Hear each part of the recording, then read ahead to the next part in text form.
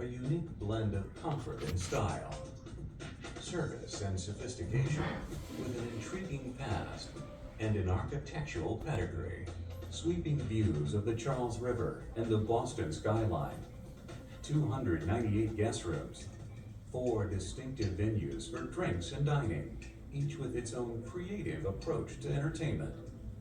Nestled along the banks of the Charles River in the picturesque Beacon Hill neighborhood of Boston, the Liberty Hotel is the only hotel in the city on the Esplanade and is conveniently located within walking distance to shopping, dining, and a variety of local attractions. As you sit in the hotel's 90-foot rotunda lobby, enjoying a cocktail and conversation, you may find it difficult to imagine the hotel's arresting history. For 139 years, this building was the site of Boston's infamous Charles Street Jail. Its residents range from small-time criminals to notorious gangsters. Legend has it, famed anarchists Sacco and Vanzetti did time here, as did Nation of Islam leader Malcolm X, and the men behind the Great Brinks robbery.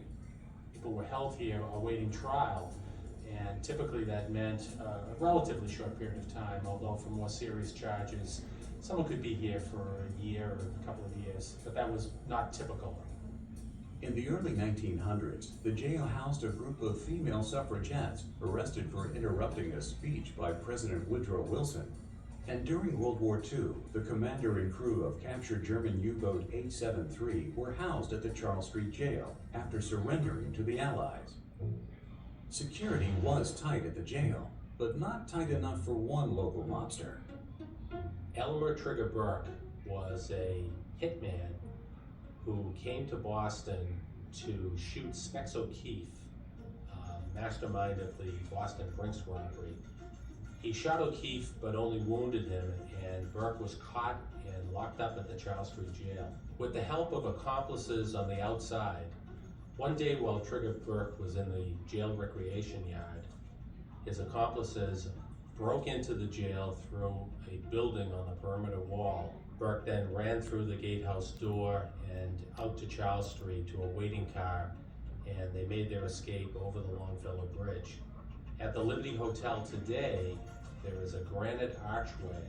That archway is the door through which Trigger Burke made his escape. Legendary baseball player Babe Ruth may have left the Boston Red Sox for New York, but he returned in 1926 to take a tour of the Charles Street Jail. He must have known what it would one day become when he told the New York Times, "This isn't a jail, it's like a hotel." One of the jail's most infamous guests was Boston Alderman James Michael Curley. In 1904, Curley was caught taking a civil service exam for a friend and incarcerated at Charles Street. While serving his 60-day sentence, Curley ran for re-election in jail and won.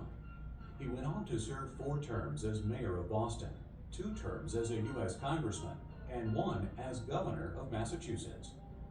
Well, it says a lot about Boston politics, I guess. No matter how famous or infamous the inmates, it is the building itself that should be celebrated. The original structure was designed by architect Gridley J. F. Bryant and completed in 1851. With its austere monolithic stonework, it is considered one of the best examples of the Boston granite style of architecture.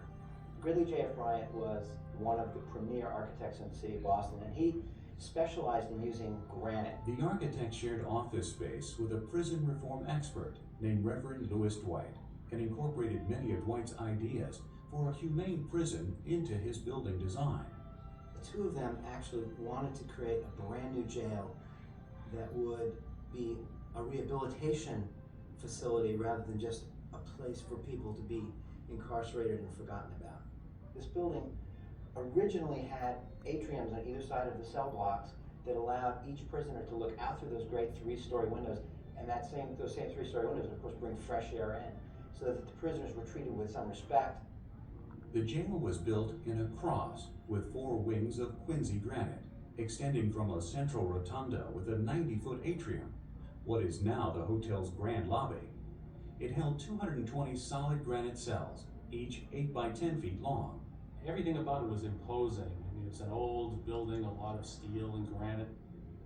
You really didn't get a flavor of the building until you came out onto what was called the guard room floor, which is now the hotel lobby. And from there you could look up and you had a commanding view of the cell areas. And you were also at the same time kind of overwhelmed, not by just by the scope of the building, but the noises, the voices, the sounds of steel doors closing. By the 1950s, the jail began to suffer from overcrowding and deterioration. But the inevitable outcome of an old building is we had antiquated plumbing, we had quirky electrical systems, we had uneven heating and cooling. In 1973, the poor living conditions led Charles Street inmates to revolt.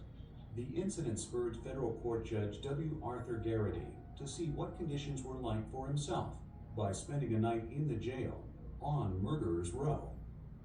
Everybody on the staff was well aware that he was here, so he couldn't totally blend in. I don't know if he got VIP treatment. Later that year, the courts ruled that the jail violated the constitutional rights of the prisoners housed there and should be closed.